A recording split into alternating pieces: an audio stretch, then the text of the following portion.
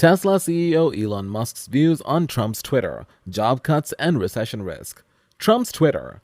Tesla CEO Elon Musk has said that he will reverse former American President Donald Trump's permanent Twitter ban if he is able to close the deal to acquire the social media company for $44 billion.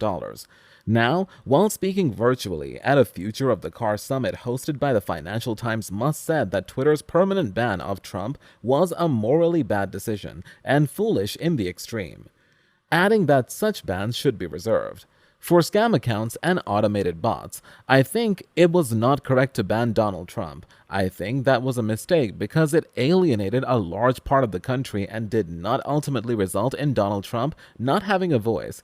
He is not going to be on Truth Social. So, I think this could end up being frankly worse than having a single platform where everyone can debate. Elon Musk said that Twitter co-founder and former CEO Jack Dorsey was also not a fan of permanent bans.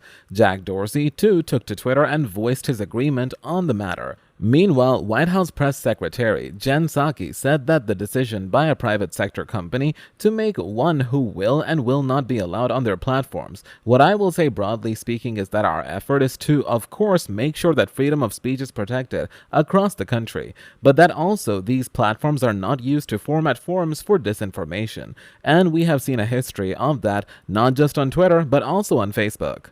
Elon Musk has criticized Twitter's content moderation decisions on several occasions. However, he has strayed away from discussing what he would do about Donald Trump's account. Trump's Twitter account was banned in January 2021 for quote-unquote incitement of violence, following the January 6th insurrection at the U.S. Capitol.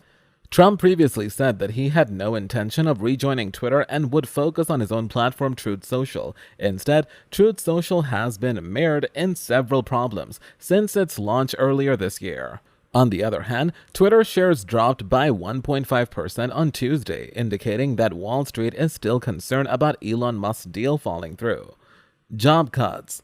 Tesla CEO Elon Musk had a super bad feeling about the economy and the electric car company needs to cut about 10% of jobs. That's what he wrote in an email to executives on Thursday titled "Pause All Hirings Worldwide."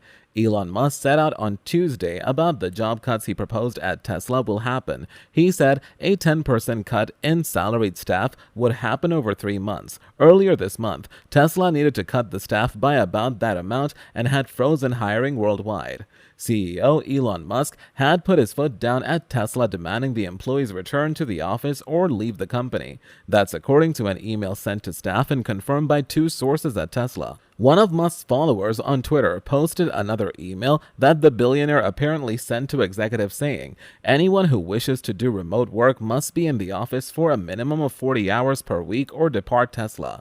The email also said Musk would, quote, review and approve any cases where employees could not meet the minimum. Tesla did not respond to a request for comment, and Musk himself could not be reached for comment. But he did respond to a tweet that included the internal email saying they should pretend to work somewhere else. Tesla joins a wave of companies mandating a return to office for employees, while some big employers have embraced voluntary work from home policies permanently.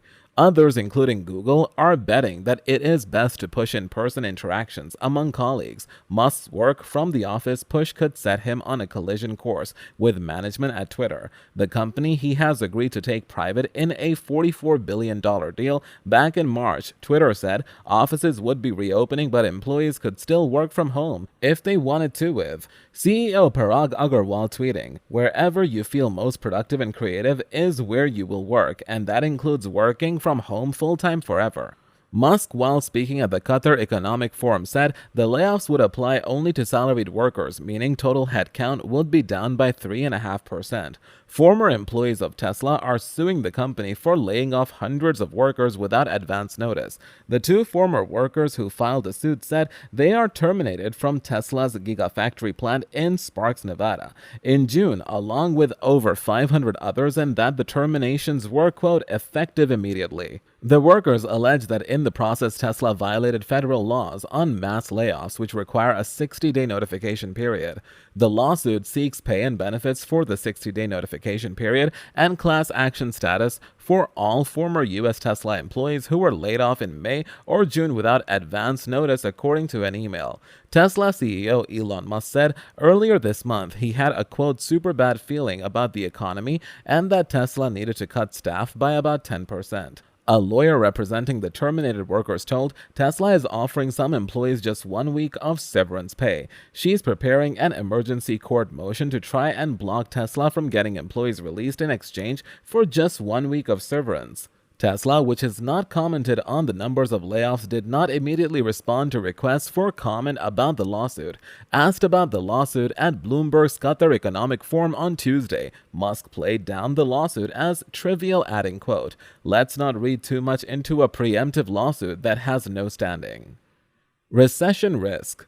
He also predicted a U.S. recession could be on its way. Well, I think a recession is inevitable at some point. As to whether there is a recession in the near term, I think that it is more likely. It's not a certainty, but it appears more likely than not. Earlier this month, Musk wrote that he had a super bad feeling about the economy. His thoughts echo other business leaders, including JP Morgan Chase CEO Jamie Dimon. He said in early June that a hurricane is right out there down the road coming our way. A potential U.S. recession has been a growing concern for chief executives, the Federal Reserve, and the Biden administration.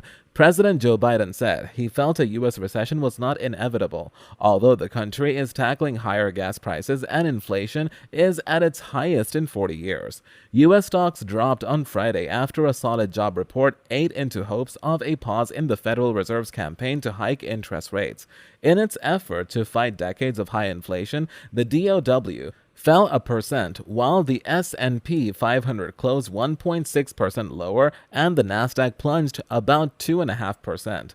Kevin Nicholson is Global Fixed Income Chief Investment Officer at Riverfront Investment Group, said the market is experiencing downward pressure on the equity side, and on the fixed income side yields are going up, and it's largely because of the uncertainty due to the underlying strength that we're seeing. We had both the JOLTS report and the non-farm payrolls come out this week, and they both were strong, and so it's basically reinforcing the fact that the Fed is going to continue to hike rates over the coming meetings, both in June and July. Tesla shares fell more than 9% after CEO Elon Musk, in an email to executives, said he has a super bad feeling about the economy and needs to cut about 10% of the workforce at his electric car maker.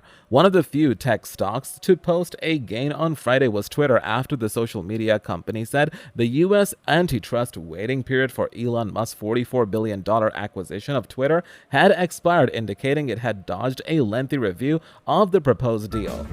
We've got more exclusive updates like this one on our channel, so make sure to like the video, subscribe to the channel, and hit the bell icon to get the notifications of the latest videos.